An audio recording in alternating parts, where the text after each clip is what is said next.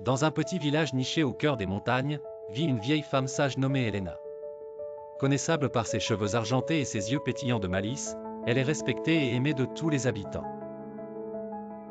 Chaque dimanche, les villageois se rassemblent autour d'elle pour écouter ses histoires philosophiques qui les inspirent à réfléchir sur la vie, l'amour et la quête du bonheur.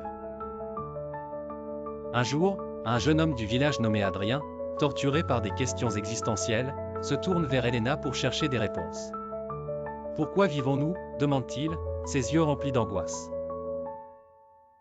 Elena sourit doucement et lui répondit « Mon cher Adrien, cette question a hanté l'humanité depuis la nuit des temps. La vie est un voyage, pas une destination, et chacun doit trouver son propre chemin. »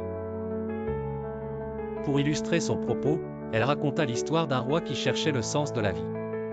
Après avoir consulté de nombreux sages, il rencontra enfin un vieux berger dans les montagnes.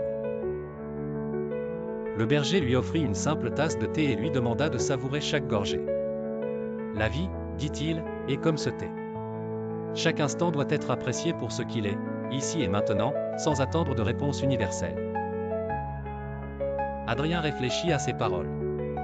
Peu à peu, il commença à voir que la beauté de la vie réside dans ses moments simples, ses rencontres et ses expériences. Il comprit que chercher une réponse unique à la question de l'existence pourrait lui faire manquer tout ce qui rend la vie précieuse.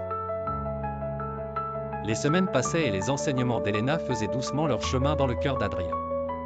Celui-ci apprit à apprécier les petites choses, le murmure du vent dans les arbres, le sourire d'un enfant, la chaleur d'un feu en hiver. Il trouva un sentiment de paix qu'il n'avait jamais connu auparavant. Finalement, Adrien retourna voir Elena, le visage rayonnant de sérénité.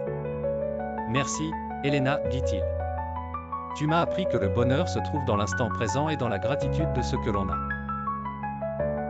Elena hocha la tête et répondit « Souviens-toi, Adrien, la quête du bonheur et du sens est un chemin qui dure toute une vie.